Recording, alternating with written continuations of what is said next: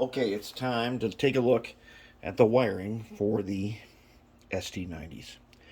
Okay, we're going to do two videos today, and one of them is going to be, see that right there? That is a DVD-ROM drive from my junk pile. We're going to scavenge that in the next video. We'll come back to that later. We're going to scavenge it and see what urban legends we can find out about. Okay, so I'm going to set that off to the side. And let's go ahead and take a look at what we got here. Alright, now, as you can see, right there is Ogre, one of the mighty 280s. Right behind him is one of the SD90s with the first, ooh, look at his Revolution 1 thing. You know that business with the tall walkway and that shield in front and all that bullcrap? We get rid of that. Because we want a Revolution 1. I made a little Revolution 1 little panel to put there. That's what we're going to have instead. Anyways, he's got one coat on him of the Blood Angel. And, you know, you guys have seen me enough time make Blood Angel shells, so we're not going to do a painting video on that. But we're painting in Blood Angel's Ren. Okay, now, also, we have Ogre, 280, the 280 trucks. We're going to talk about that in a second. Over here we have motors being mounted. Yes, so the Rev 1 motors are all being mounted right now. That's how they get mounted. In case you're wondering how I mount my motors. Okay, so how I do it. One is I take my good friend here, the Amazing GOOP, I put it on the bottom motor. And then we can now go ahead and take off counterweights. Let's go ahead and put them guys back. These have been on here for a couple of hours now and they're way more than ready. Okay, so now you can see this is how I mount the motors so I get them square. So I got a bolt on the bottom here and I got another one up above, and when I put them together, the motor's got a pretty strong magnet in it and it latches on, and that's what keeps it square. Okay, once I've got it all lined up and everything. Alright, so now you guys go over here somewhere.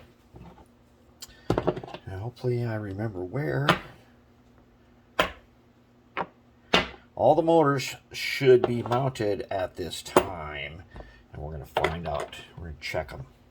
And I'm going to show you what it takes for the pre-wiring of these motors. Because we've done a ton of pre-wiring. So if you're a DC guy,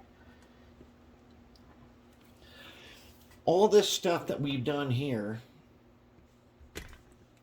right, what we have right now is a super sweet setup if you are just DC only. This is a sweet setup.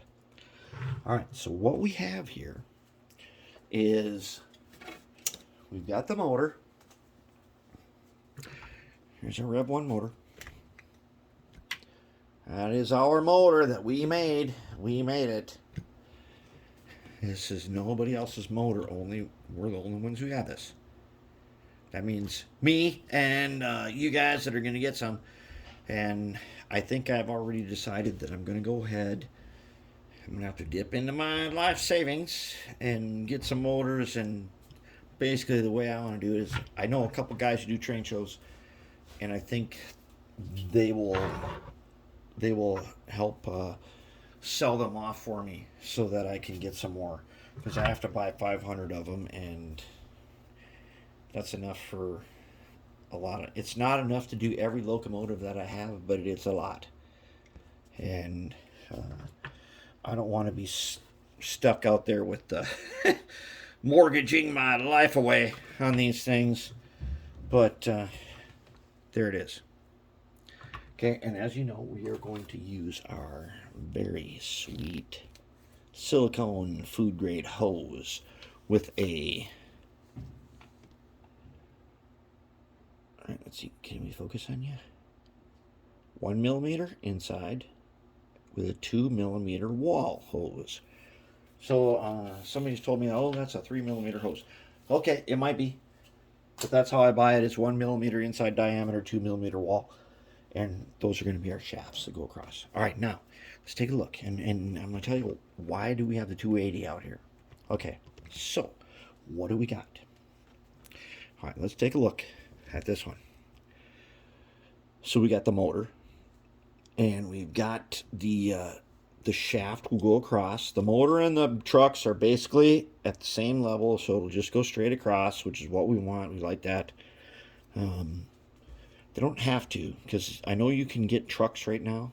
You can get locomotive trucks that are really cheap and really good, which have this angled worm gear, which I have not figured out. And I don't have any locomotives that have that, but I know you can get those trucks. If you are searching, say, AliExpress for locomotive bogies, you'll see those things. And they're, one of these days I'm going to get some, find out what the deal is. But anyways, what we got here. Okay, so we've got the truck and a PC board on top of the worm cover. Actually, I accidentally wired this backwards, so I took some markers and recolored the wires. But the light color is the red side, and the darker color is the black side. The red wire, black wire, right rail, left rail, and on the bottom here it says front. So, as you know, as the frame is facing to the front, that way, to the right, front facing to the right, the red wire, or the light colored wire, should be on our side, and the left side should be the dark wire, basically the black side. The black side should be over here, the red side should be over here, and if we in DC, if we set our direction to the right, the locomotive needs to move to the right. That is a standard setup. So we have that. Okay, now this is the one that I got from my favorite junk man. So this is one that had those GSB trucks in it. All right, that we did the phosphor bronze wires there. Let's take a look at the ones that got the Athearn trucks. Okay, so here's one that has the Athearn trucks. So what I did was, once again, I put a PC board on top of the arm, which has got some liquid electrical tape on it so it can't short when it touches. Remember, we made these so they could go 15-inch radius. Okay. I used a piece of wire that I got from... I actually clipped that wire off from, I think, a resistor or something. Okay, so here's a resistor, and it's got these long wires. The ends you clip off, you don't need. I always put them in a pile in case I need them for something. This is where I did that. Okay, I clipped that resistor wire extra. I clipped off. I soldered it here, around and over onto the PC board for the red wire. Because the arm itself is the red wire. Now the black wire is over here, and then just soldered on to that pad right there. Okay, and then it comes up and around and onto the PC board. Okay, that makes it super clean. So now what we have is, so standing in will be the yellow wire, the right rail, and the blue wire for the left rail. Okay, red and black, basically. The light color will be the red, the blue color will be the black. Okay, so then we have a work platform, and the work platform for this one is this work platform. So there's a cutout here, so I can goop it to the top of the motor. Okay, this circle cutout is for a bridge rectifier. We'll talk about that in a second. So then I make a PC board. This is a Digitrax DH126 decoder. This is my PC board for that.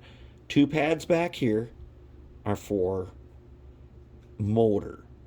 The outside two are for the track power. The power from the trucks gets soldered on to the outside two strips. Okay? So then the decoder gets its track power wires will go to the outside, and its motor wires will go to the two pads here. Now the middle three are for the lights. The middle one is blue, then I got yellow and white. And I'll show you one reason why I do this. Right here. See this? I got two 2-pin connectors. I got these tiny 2-pin connectors.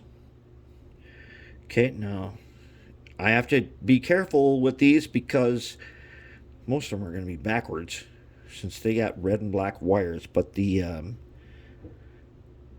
connectors, to get them solid on there, I got to solder them on in one way. All right, so this one here is for sure backwards. So you got to just take note. The black wire, the blue wire in the middle is the positive wire.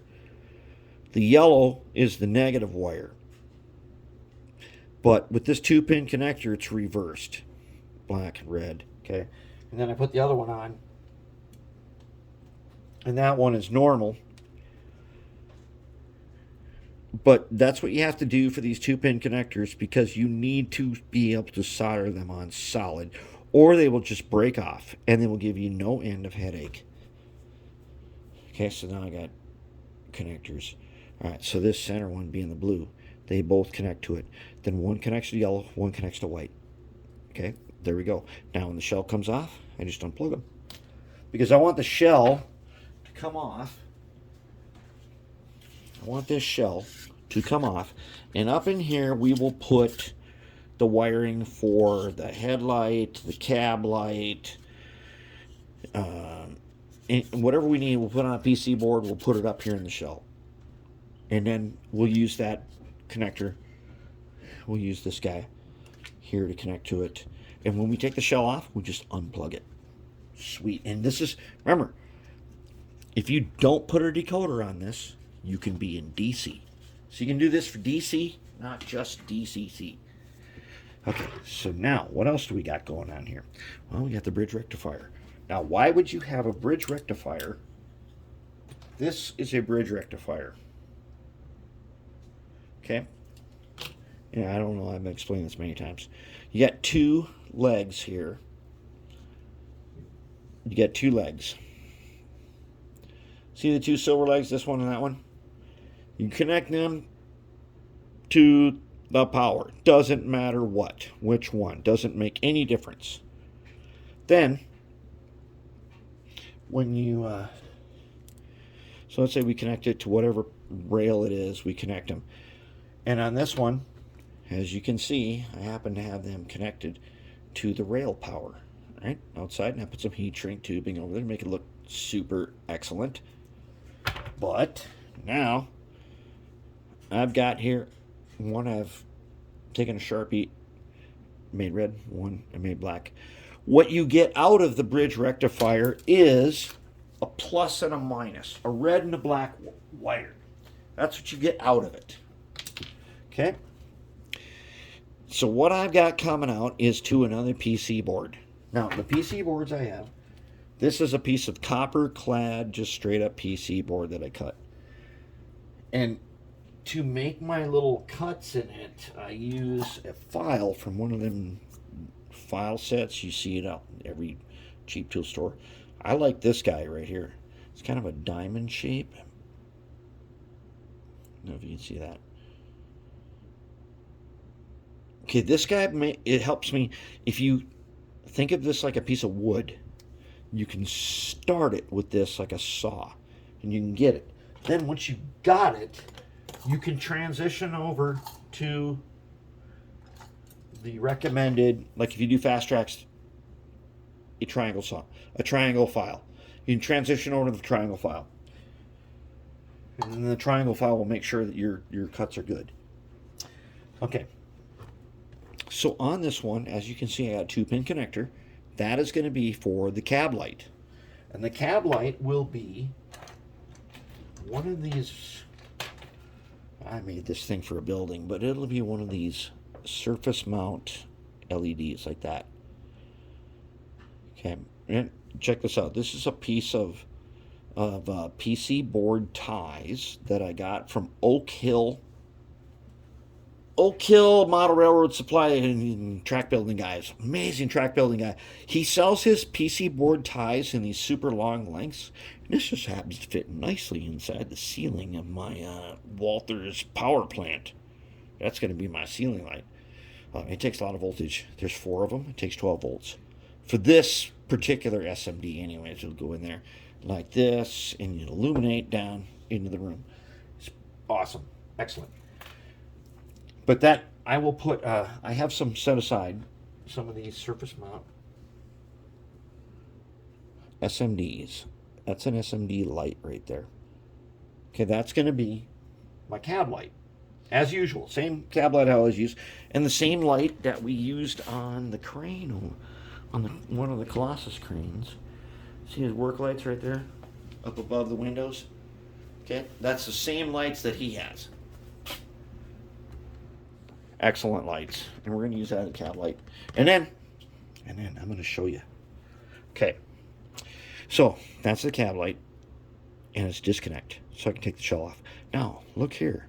Look in here. 2 resistors. What are the 2 resistors for? And because we're using a platform. Now, listen, I make my fancy platforms because I got a laser cutter. You don't need to do that. You can make this platform like however you want out of anything. And I will tell you one of the materials that you can make this out of that is readily available is if you've got one of them cheap totes, tubs, things that you get at Walmart. They're like blue plastic or gray plastic or whatever. You can cut that with scissors and you can make your own platform. No problem. You can drill this hole. You can drill these holes in it. And then I use, of course, use the goop. Use the goop and you can glue your stuff to it. Okay, so you don't need to do fancy laser cutting stuff. I'm actually using scrap acrylic that I bought by the pound. And it was really cheap. That's why I'm using this. Super cheap. But that blue plastic is much cheaper than what I did. All right. So now the 2 resistors, right? They come in to the bridge rectifier. It's got the red side, black side. Okay, they're coming in the black side. That means something is getting connected to the ends of the resistors and up here to the red side. What is it? Well, it's my truck lights. It's my super sweet, awesome truck lights. Let's see if we can actually get one to light. If we can get on in there, we're going to see if we can light one. All right. So I got 4.9 volts on the tester. I got a couple of test leads right there. Okay. Now these should be super sweet. Let's see. Okay. All right. Now I'm going to position this guy here. All right, like that. Let's see. Now remember, my locomotives are from the future. And in the future, they use lights like this to detect faults because they have the independent multi-viewer, which is integrated into the system, that detects faults using various kinds of light. Instead of finding out about that oil leak when you're doing your preventive maintenance checks and services, you get to find out about it right now. Let's go ahead and set this guy down and something. See if we can find out what that light looks like. Let me raise you up here. Can you guys look down here? All right, let's see if we got this right. Okay, so the short side is the black side. Oh, no. Okay. Okay. Oh. Okay. Oh. All right.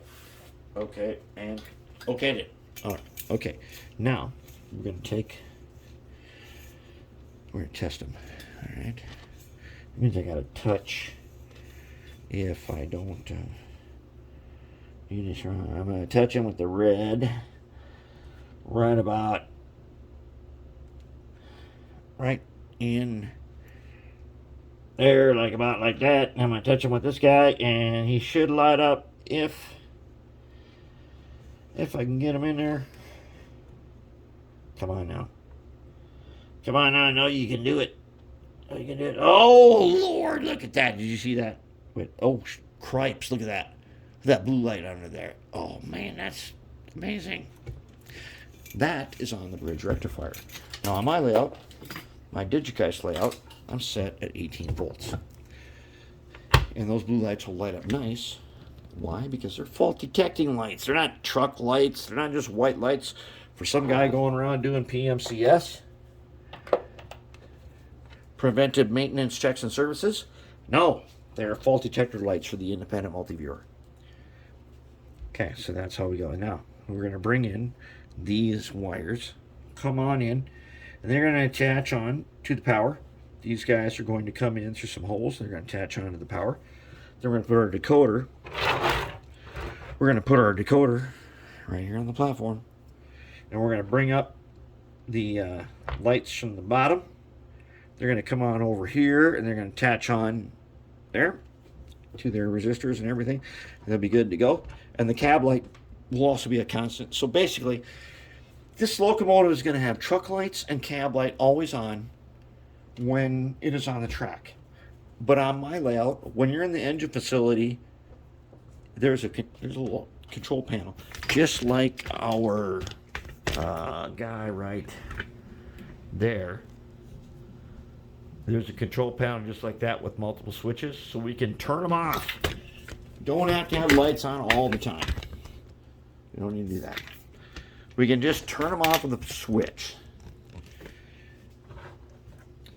Okay, so if you are doing DC, there's the motor leads. All right, so now if you're in DC, all you got to do is attach the motor leads one over to the truck power leads. One over. And you can have all the constant lights. You can put more constant lights on here. You can put the headlight on. You can put whatever you want on here. But on DCC, I'm putting the beacon and the headlight. So there, you can turn them on and off. That's what I'm putting. Okay, so that is an overview of the wiring. Now, why do we have Mr. Ogre? Because Mr. Ogre's wiring is already out of date. It's out of date and we ain't even finished him yet. We got to clean him up. He's got almost everything, but these are the truck lights, and they got to go. They're cool, but they're not this cool. So we got to get rid of them. We got to do it that way. But Mr. Ogre here, he's getting close to being ready. And as you can see, he's got his independent multi-viewers. They need their shrouds, and then as you know, they light red. And so they're LEDs that light red, and the multi-viewer will be a little cover that goes over, so they'll have a little red glow to them. So the multi-viewer will be on all the time because it's always watching, as you know.